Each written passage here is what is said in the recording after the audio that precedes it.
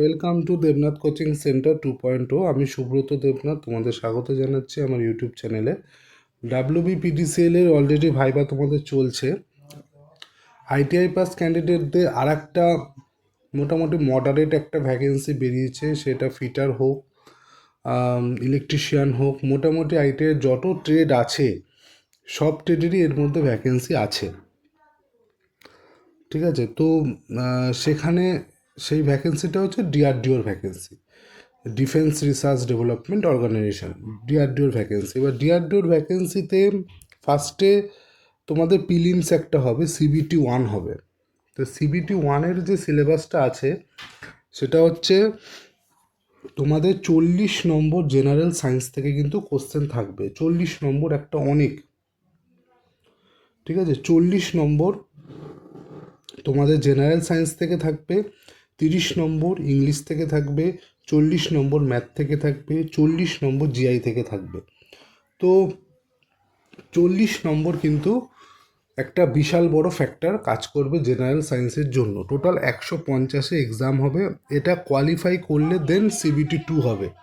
ঠিক আছে, তো ফার্স্টে তোমাদের CBT 1 কিন্তু পাস করতে হবে। CBT 1-এর মেরিট আসবে, মেরিটে যারা যারা পাস করবে তারা CBT 2-তে বসবে পরীক্ষায়।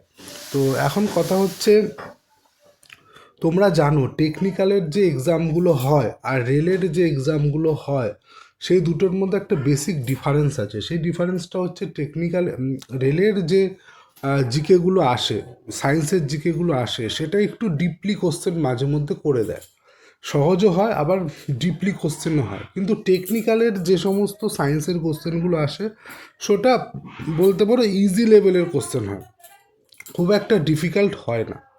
তো এখন ঘটনা হচ্ছে, এই যে ক্লাসটা আমি করাচ্ছি তোমাদের এখন, এখানে তুমি টোটাল 1000টা সায়েন্সের কোশ্চেন পাবে।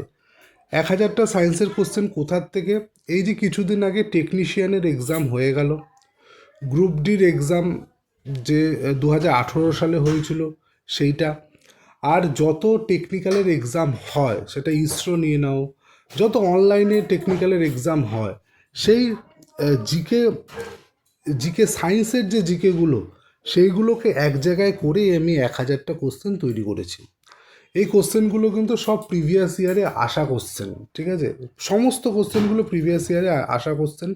তোমরা কোশ্চেনগুলো পড়লে বুঝতে পারবে যে কোশ্চেনগুলো সবই প্রিভিয়াস ইয়ারে আসা কোশ্চেন।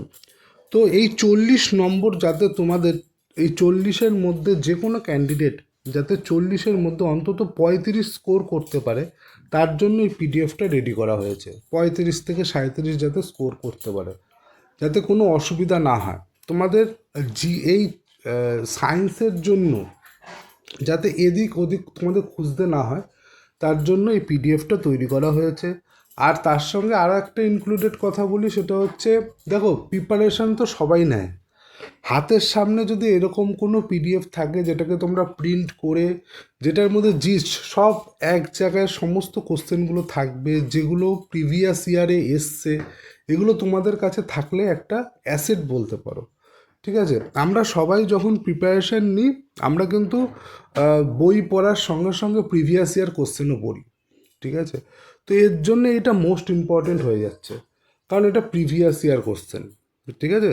কারণ আমরা প্রিপারেশন যখন নিই তখন প্রিভিয়াস ইয়ার কোশ্চেন কিন্তু আমরা পড়ি সঙ্গে সঙ্গে, কারণ প্রিভিয়াস ইয়ার কোশ্চেন থেকে 80% কোশ্চেন চলে আসে, কিন্তু 80% কোশ্চেন প্রিভিয়াস ইয়ার থেকেই আসে। আমি টেকনিক্যালের কথা বলছি, টেকনিক্যালের যে সমস্ত পরীক্ষাগুলো হয় প্রিভিয়াস ইয়ার থেকে কিন্তু 80% কোশ্চেন আসে। তো এখন কথা হচ্ছে, ডিআরডিওর এক্সামে CBT 1 CBT 2 এসছে, আগে একটাই এক্সাম হতো। আর টেকনিক্যালের যে সমস্ত এক্সামগুলো হয় সেখানে সায়েন্সের কোশ্চেন খুব একটা বেশি থাকে না। এবার এই পরীক্ষাটায় তোমার সায়েন্সের কোশ্চেন আসবে 40টা। তো 40টা যে কোশ্চেন আসবে এটা কিন্তু রেলের মতো হবে না। রেলের যেরকম সায়েন্সের মডারেট লেভেলের কোশ্চেন হয় সেই টাইপের কোশ্চেন হবে না, আবার রেলে ইজিও হয়, তো সেই টাইপের কোশ্চেন হবে না, তার থেকে ইজি টাইপের কোশ্চেন হবে। তো আমি এখানে করেছি কি, রেলের কোশ্চেনও অ্যাড করে দিয়েছি, ইভেন যত টেকনিক্যালের এক্সাম হয়েছে সেখানে যে সায়েন্সের কোশ্চেন এসছে সেইগুলো অ্যাড করে দিয়েছি। যত মানে কম্পিটিটিভ লাইনের তোমার সায়েন্সের কোশ্চেন এসছে, কম্পিটিটিভ লাইনে সায়েন্সের যত কোশ্চেন এসছে সব আমি এখানে অ্যাড করে দিয়েছি। তো এটা মানে মোস্ট ভাইটাল একটা পিডিএফ বলতে পারো। আমি তোমার চলো কোশ্চেনগুলো একটু চলো আমরা দেখে নিই। দেখো ফার্স্ট কোশ্চেনটা যেটা আছে, which of the following remains constant in a uniform circular motion. একটি ইউনিফর্ম সার্কুলার মোশন যখন হবে, এই চারটে অপশানের মধ্যে কোন অপশানটা কনস্ট্যান্ট থাকবে মানে স্থির থাকবে। আর কোশ্চেনগুলো সব ইংলিশে আছে, কারণ তোমাদের যে ডিআরডিওর এক্সাম যে হবে, যে 40টা জেনারেল সায়েন্সের কোশ্চেন আসবে, সবগুলো কোশ্চেন কিন্তু তোমাদের ইংলিশ অথবা হিন্দিতে তোমরা অপশান পাবে। ঠিক আছে, তো বাঙালি ক্যান্ডিডেট যারা আছো, ওয়েস্ট বেঙ্গল থেকে যারা আছো, তারা নিশ্চয়ই সব ইংলিশই সিলেক্ট করবে। ঠিক আছে, তো ইউনিফর্ম সার্কুলার মোশনের ক্ষেত্রে কোনটা কনস্ট্যান্ট থাকে, সেটা হচ্ছে স্পিডটা কনস্ট্যান্ট থাকে। ঠিক আছে, ডাইরেকশানটা চেঞ্জ হয়, so velocity does not stay constant. ঠিক আছে, কারণ ভেলোসিটির ক্ষেত্রে কি বলা হচ্ছে, ভেলোসিটির ক্ষেত্রে যেহেতু ডাইরেকশানটা চেঞ্জ হয়, তার জন্য ভেলোসিটিটা কনস্ট্যান্ট থাকে না। ঠিক আছে, এর মধ্যে আমার কিছু নিজের নোটসও আছে। ঠিক আছে, যেগুলো পরীক্ষায় আসতো, যেগুলো ইম্পর্টেন্ট, সেগুলো আমি খাতার মধ্যে লিখে রাখতাম। ঠিক আছে, তো সেই নোটসগুলো এর মধ্যে আমি ইনক্লুড করেছি অনলাইনার হিসাবে। সেগুলো তোমাদের জন্য মোস্ট ইম্পর্ট্যান্ট, যেগুলো পরীক্ষায় আসে সেগুলো আমি খাতায় লিখে রাখতাম, লিখে রেখে সেগুলো আমি টাইপ করে এর মধ্যে ইনক্লুড করেছি। ঠিক আছে, তো নেক্সট কোশ্চেনটা দেখো। নেক্সট কোশ্চেন হচ্ছে the working principal of washing machine. Washing মেশিনের ওয়ার্কিং প্রিন্সিপালটা কি, সেটা হচ্ছে সেন্ট্রিফিউগেশনটা হচ্ছে ওয়ার্কিং প্রিন্সিপাল কার না, ওয়াশিং মেশিনের ওয়ার্কিং প্রিন্সিপাল হচ্ছে সেন্ট্রিফিউগেশন। অপশান এ এটার কারেক্ট হবে। ঠিক আছে, কোশ্চেনগুলো তোমরা যে দেখছো, দেখে আশা করি বুঝতে পারছো যে হ্যাঁ, এই কোশ্চেনগুলো কিন্তু আসার মতো, আর এই কোশ্চেনগুলো প্রিভিয়াস ইয়ারে সবগুলোই এসছে। নেক্সট কোশ্চেন দেখো, what is the phenomenon that cause the twinkling of star. Twinkling of star মানে তারারা যে মিটমিট করে আকাশে, সেটা কিসের জন্য হয়, অ্যাটমসফিয়ারিক রিফ্লেকশনের জন্য কিন্তু তারারা আকাশে মিটমিট করে।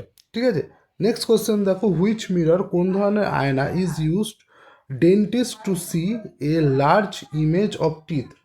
দাঁতের ডাক্তাররা কোন ধরনের আয়না ব্যবহার করে। দাঁতের ডাক্তারদের ক্ষেত্রে দেখেছো তাদের মাথার মধ্যে একটা আয়না বসানো থাকে।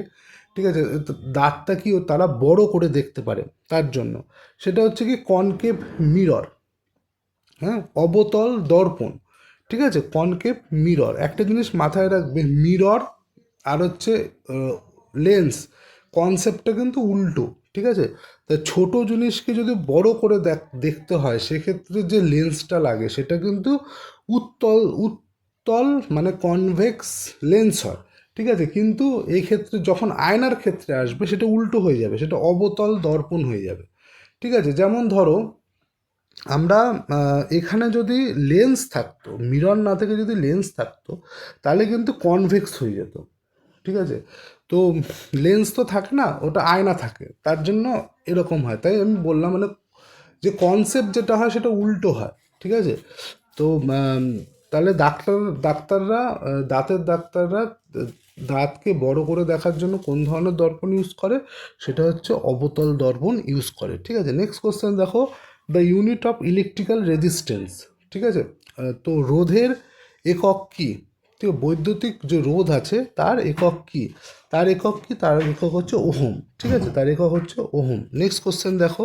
নেক্সট কোশ্চেন হচ্ছে, which gas is usually filled in electric bulb to prolong the life of the filament. ফিলামেন্টের লাইফটাকে দীর্ঘ করার জন্য ইলেকট্রিক বাল্বের মধ্যে কোন ধরনের গ্যাস ঢোকানো থাকে। তা কোন ধরনের গ্যাস ঢোকানো থাকে, নাইট্রোজেন গ্যাস ঢোকানো থাকে। আর যদি অপশানে নাইট্রোজেন না থাকে, তাহলে অর্গন হবে এর রাইট অ্যান্সার। ঠিক আছে, নেক্সট কোশ্চেন দেখো, বলছে chemical formula of heavy water. Heavy ওয়াটারে কেমিক্যাল ফর্মুলা কি, হেভি ওয়াটারে কেমিক্যাল ফর্মুলা হচ্ছে D2O।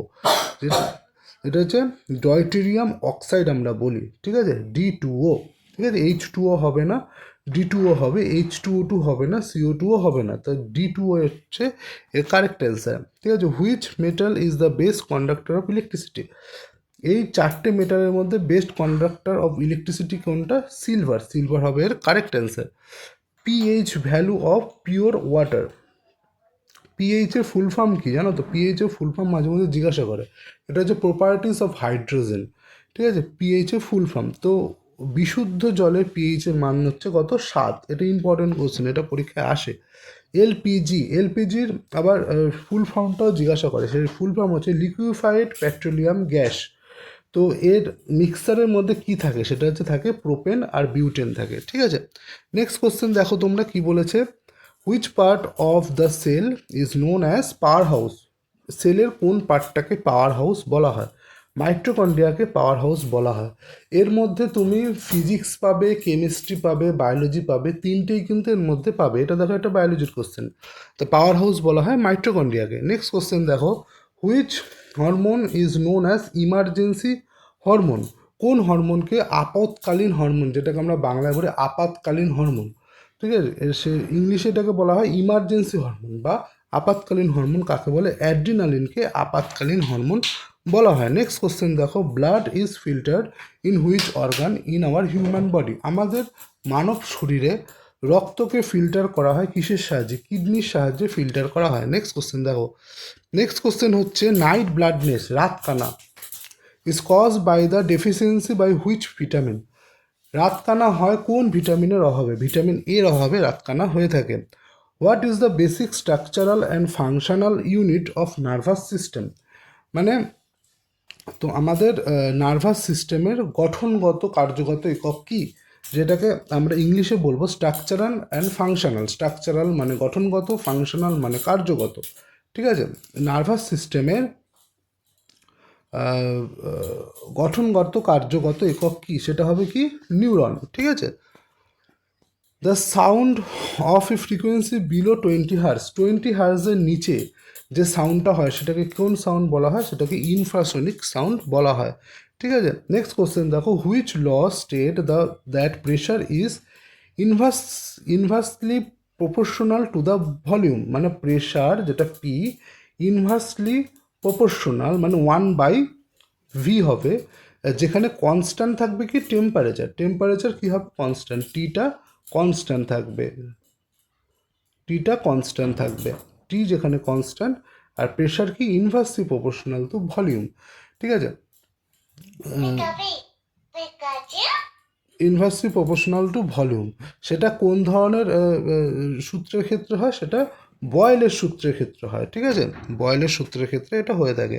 Primary colour of light, লাইটের প্রাইমারি কালারগুলো কী কী? Red, green and blue. ঠিক আছে, লাল, সবুজ আর নীল, এটা হচ্ছে প্রাইমারি কালার বা মৌলিক রং যাকে বলা হয়।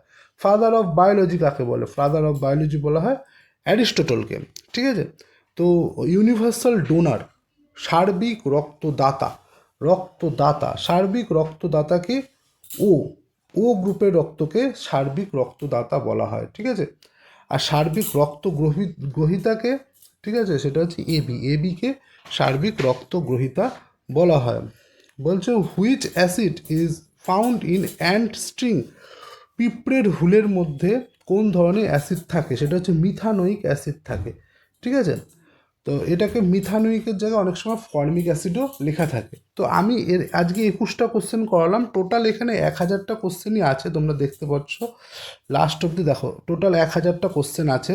ঠিক আছে, তো এরকমভাবে আমি প্রতিদিনই তোমাদের ক্লাস করাবো, জেনারেল সায়েন্স, তারপরে ম্যাথের, তারপরে রিজনিংয়ের, এরকমভাবে আমি ক্লাস করাতে থাকবো। সবই এরকম আমি 1000 কোশ্চেন সিরিজ তোমাদের জন্য নিয়ে আসবো, কারণ এগুলো আমি যখনই কোনো পরীক্ষা দিতাম আমি কোশ্চেনগুলো নোট করে রাখতাম।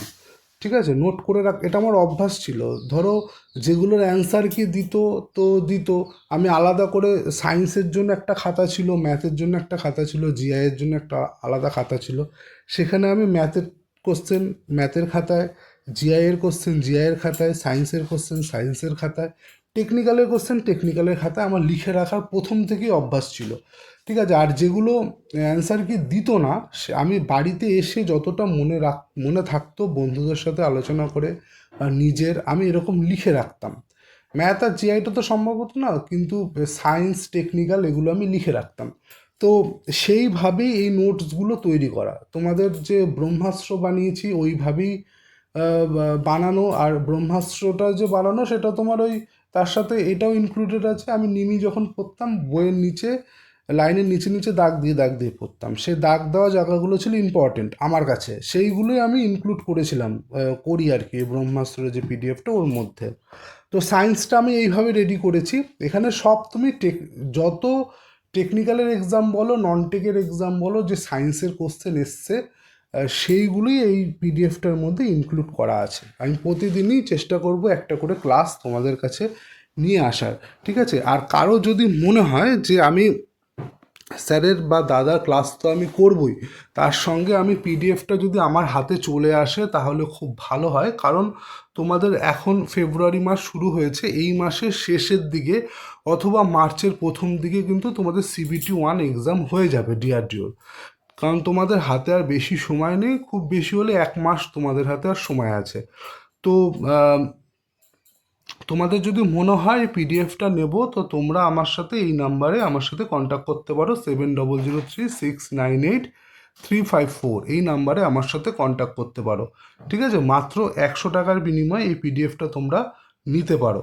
আর যারা না নিতে চাও তারা এরকম প্রতিদিন ক্লাস করবে, এমনি তুমি ইউটিউব চ্যানেল থেকে এই কোশ্চেনগুলো দেখতে পারবে, ঠিক আছে? আর যদি মনে হয় যে না আমি ক্লাসও দেখবো তার সাথে পিডিএফটাও আমার কাছে থাক, তাহলে এই নাম্বারে হোয়াটসঅ্যাপ করে আমার সাথে কন্ট্যাক্ট করো। আর এই 100 টাকার বিনিময়ে পিডিএফটা তোমরা নিতে পারো, কারণ সামনে তোমাদের এক্সাম আর 40 নম্বর তোমাদের সায়েন্স থেকে থাকবে।